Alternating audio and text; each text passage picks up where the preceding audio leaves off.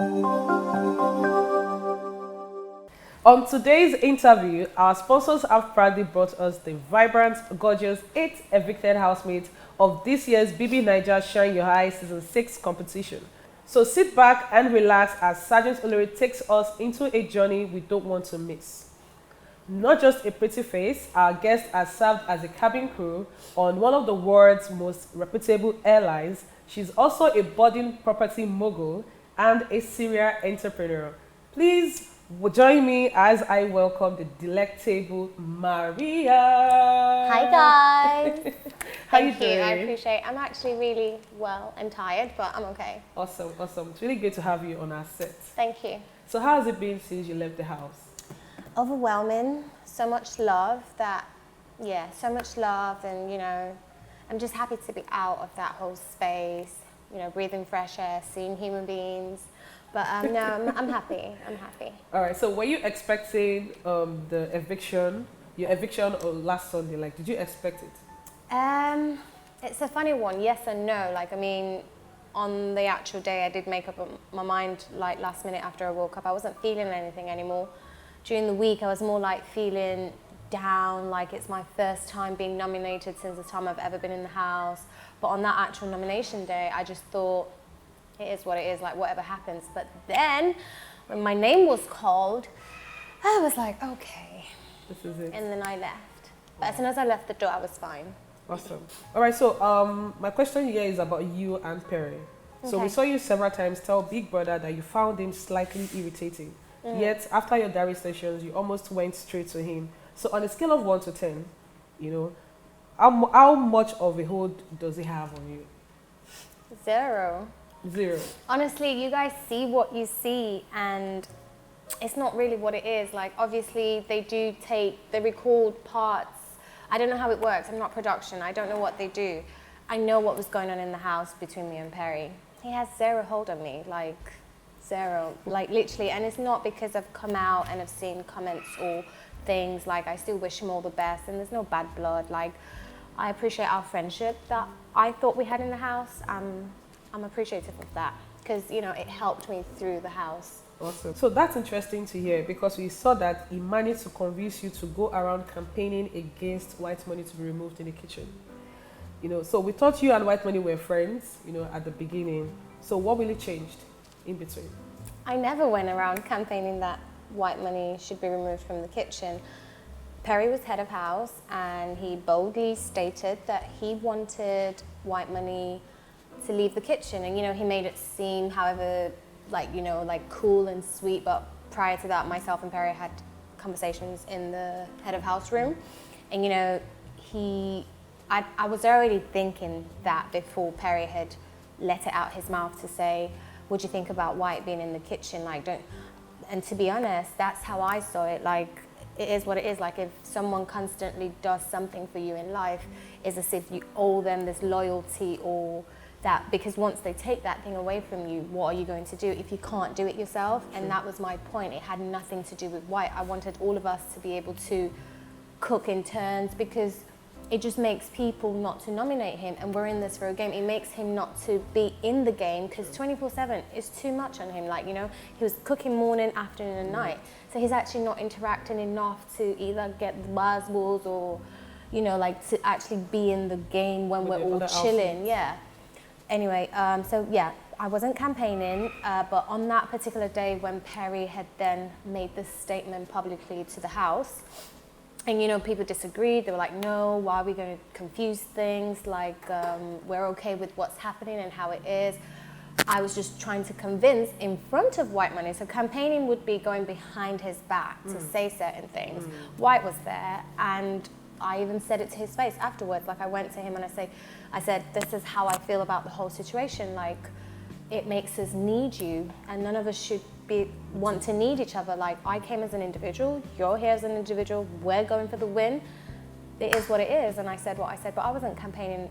I know people like to word things, and we're humans, and that's okay, but no, I wasn't. Okay, so after Pere successfully removed Whitemoney from the kitchen, you reinstated him back, you know, the next week you were replaced by Pere, but you became the head of house. So what was your thinking, you know, about that? I had so much more other things that I had to focus on. I didn't even visit that subject. And again, I didn't reinstate him back to say, only you can cook in the kitchen. My thing was a daily thing. So every morning after the workouts, you know, we'll clean, and I'll always ask White, like, what do you think we should cook today? He'll tell me what ingredients. I'll ask him, do you want to cook? If I felt like cooking, I'll cook. Or I did ask some of the girls who wants to cook today. So I didn't actually remove or put him back, but he's more aware of what's in the kitchen. So I still left things how they were, but the girls were cooking, you know, even Queen started cooking a lot and was helping him out. Angel. And yeah, Angel, him, and yeah, things just worked that way. Awesome. So you and Jackie B spent a lot of time talking about Angel and her game plan, more importantly, and also about her behavior with the male housemates. I mean, so did Angel really rob you of anything like that in any way? No, I don't even think I spoke about Angel's game plan. I just spoke about my observations with Angel. You know, when I was head of house, I didn't feel enough, like respected enough from Angel. You know, I went several times to the bedroom. Again, this is it. I don't know what's being shown on camera and how people perceive things and what they're seeing that's not happening and that is happening. I always, on countless occasions, always went back to the room. Angel, please, everyone's in the lounge. I'm having a briefing. Should look at, you know, it was so many behaviors, and it was just like, it was just different observations. Honestly, it has nothing to do with Angel per se. I have nothing personal against that girl, and I've seen everything that's trolling out there. You know, me talking demeaning of her, you know, womanly parts and all that, which I don't want to voice out because it's very insulting. But I didn't. All that started with Michael. I do like Angel, and you know, if we ever get jobs together and stuff like that, I'd love to professionally work with her. But again, that's social media for you, and that's people's perception, and I'll never be able to change that. But it is what it is. I did say the things I said about Angel, but this was all observation. And obviously, character flaw, in the sense that Jackie confided in me, she came to me, and I think this is probably what got Jackie a little bit closer to me. Jackie came to me and said, Maria, you know, like, what do you think about this? Like, Angel's my friend. When Mike had come into the house, you know, I went over talking to Mike and stuff. This is X, Y, Z, what she's doing, rubbing his head, doing X cooking for him, you know, all of that. Even the day Angel had cooked food for Mike and we were all outside in the garden, she brought just the plate for Mike, and Sammie was sat right next to Mike, and I looked at her and I said, Angel, what's up now? Like, where's Mike's food? Mike did not tell me to cook for him. Sammie did not tell me to cook for him now. So I was like, also, Michael told you to cook for him. She now said, no, like, he just heard that I was cooking and said, oh. And I said, but you did not think to cook for your guy. She now sighed and walked away. But jokingly, all of this was jokes. You know, but Jackie B being, like, obviously she likes Michael, and apparently they used to call each other besties. It's just a character flaw. It wasn't anything personal. So, yes, I don't have anything personal about Angel, and I didn't start any conversations about her or whatever that's going on online that I don't want to speak about. All right, so Maria, at this point, I would like to invite you to join me in having a drink. Okie dokie. Pepsi it is then. You what? May I? Pepsi Sure. it is. Sure. Cheers. Cheers. All right. Ooh. Oh.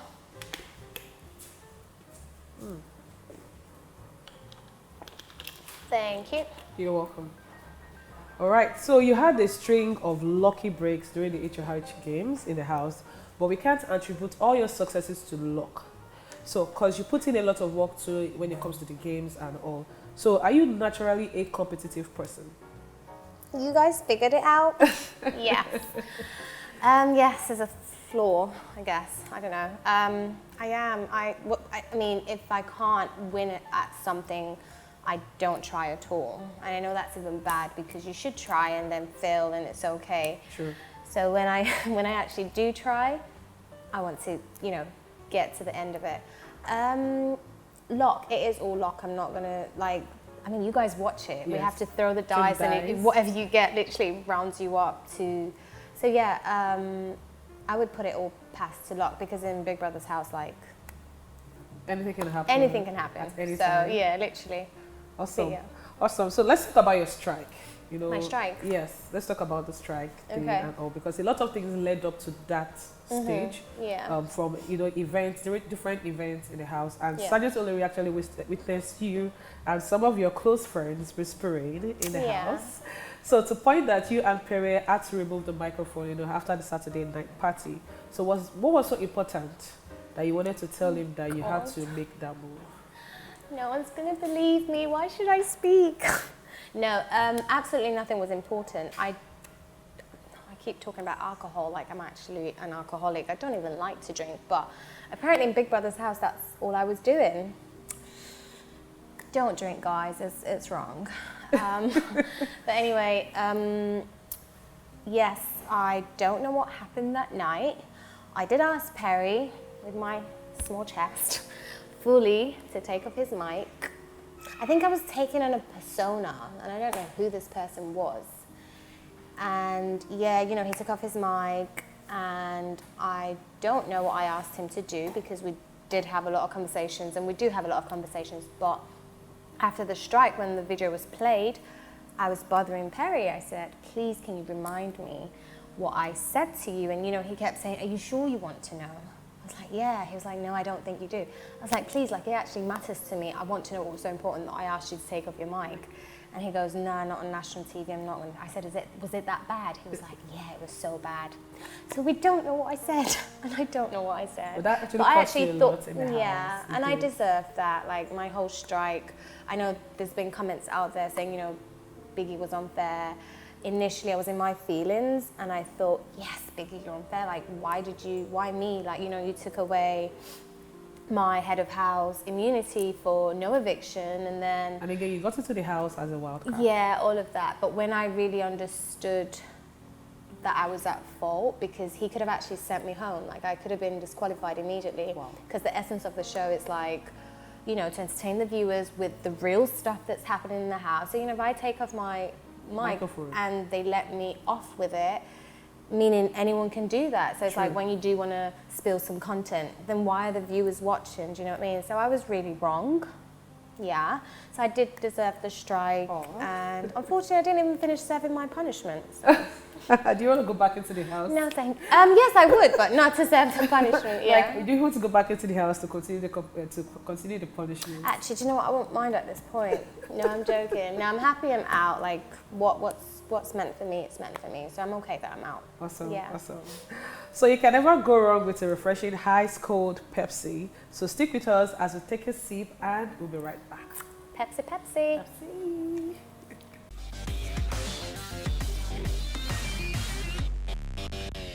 Welcome back, Maria. It's been such an eye-opener having you on today's show, but we aren't done yet. So without so much ado, let's go back into the questions. Okay. So we couldn't help but notice the flawlessness with which you delivered your secret nomination task in the house. Thank Has you. anyone from Nollywood reached out to you yet for maybe major roles? That will be telling my next step. So you'll find out we'll see what happens. When? I don't know, I'm not saying anything. All right, so let's jump back quickly to Pere. So we saw Pere telling other housemates in the house like Michael, Yusuf, and Angel later, you know, after the Saturday night party that he made out with you. So is it telling the truth or is it lying? And what do you think about him putting your personal business in public? I don't think he told them he made out with me. I think he told them a lot more, you know, I don't even want to say it on national TV, but yeah, whatever story's out there, I'm tired of talking about it, but none of that happened, and I'm just not going to go through it all over again. So you lied? 100%. Yeah, 100%. So you had a very interesting conversation with Jackie Lee and Saskay in the workout arena about Cross. So are you attracted to Cross? No, oh my God. Cross, or is it just his body? All right. Do you see it? Well, I do. Like, oh, no, none of that. Cross will always be my baby in the terms of, like, I flow with Cross. Like, we have a connection, like a friendly connection. We understand each other. But there's no attraction. Like, and human beings just do talk sometimes. You know, you just say things. Doesn't mean everything that's being said has to be, you know, understood a different way, or what does she mean by this? Honestly, sometimes I just talk, you know, and however it's perceived out there, I think I'm just tired now to try and keep explaining myself and on certain things. And I know, you know, people would like to clarify certain things, but no, I don't find Cross attractive at all. I think, and you know, when you see a pretty thing or handsome, like something admirable, you say, oh my God, this is so nice. He has such an amazing body, like he's hot. I don't even know if it shows on camera, because like when he takes off his top, he's actually got such a nice body. But no, Cross, and then there's also this thing going around that I said, you know, but once he opens his mouth, it's just like, that wasn't even me that said that, that was Peace. But I agreed to that. But what I meant was like, Cross is never a serious person. You know, he's all hot like from here to here. And then when you ask him a serious question, he's like, he's never serious. So that's what we kind of meant. But again, people will put it out however they want to, and that's okay. So your friend Peace tried to get Cross to share your bed with you just a few nights after Pere told you to shoot your shots with Cross. So did Peace ever discuss that with you? This is brand new to me. I don't know anything about this. Like, okay. I've never heard, and I don't actually remember Pere asking me to shoot my shot with Cross. I mean, he did think me and Cross had a thing, or we liked each other, or maybe, actually no, he didn't think we liked each other. He thought Cross really liked me. Anyway, which, I mean, Cross did say that, but Cross said to me, you know, he's withdrawn from that because, you know, there's nothing. But half of these things that happen in the house, actually, sometimes it's just banter. Like, and that's the thing I actually really had with Pere. Like, we had banter, so, you know, he'd fire me, I'd fire him back, like, jokingly. But, you know, sometimes we still had our serious conversations and, like, but it was mostly banter. So if he did say that, which I don't remember, it would have not been anything serious. But I don't know about this whole Peace thing, asking Cross to come and share my bed. That would have never happened, but she didn't. Okay. I don't know. I'm not sure. I don't know about that. Okay, so let's talk about the audition process. Can you just share your journey with us, how it all started, and how you ended up in the house as a wild card? Okay. I think, obviously, the housemates, when they found out, you know, actually when they had the task, you know, to figure out who the wild cards were, a lot of people were like, yeah, I bet they didn't even go through the whole process that we did. They need to leave the house. We must find them. No, it was none of that. So yeah, the audition process, honestly, like anyone out there actually thinking that Big Brother's scripted, or like, and Big Brother's not paying me, like this is just gospel truth. I'm trying to let people know it's not scripted.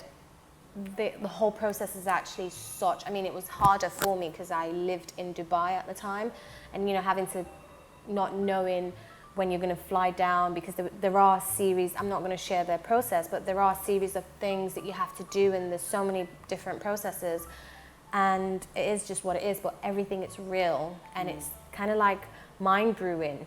Are they going to call me? Are they going to email me? It's all of that, and it's overwhelming. But yeah, I went through the whole process that all of the housemates that weren't wild cards went through, even the whole, you know, I went through everything. So if you could rewind time and go back into Biggie's house, what would be your game plan if you ever get a chance to go back to the house? I don't know, I'm a strong believer of faith. I would never want to rewind time back, just because I strongly believe that, you know, God has a plan, and, you know, if it happened the way it happened the first time, it was just meant to be. So I wouldn't want to rewind back the time. I strongly did what I did in the house. I felt, you know, whether people misjudged me or, you know, judged me correctly, that's okay. Like, I will never change any of my experience in the Big Brother house. Yes, I wouldn't want to go back. All right, so who do you see winning this year's show? They've been asking that. Everyone has been asking. Yeah. Do you know what? I wish everyone, like, the best of luck. I mean, it's clearly not about votes. It's clearly not about, you know, how many followers you have, because look at me, I'm sat in this chair. But no, it's none of that. And I wish everyone luck. And whoever wins it, will definitely deserve it because Biggie is surprising. But I'm rooting for my girl Liquorose, Okay. and I do hope that she wins it, and also Whitemoney. Awesome. Yeah, because if everything was, you know, strategy or whatever, he upped his game, and I give it to him. But liquor first. Yeah. All right. Make sure you check out more Bbnaija Season 6 Shine Your High content by liking and following all our social media platforms listed below. So, but more importantly, keep checking here for all the latest Bbnaija Season 6 Shine Your High scoop with yours truly, Sergeant Olori.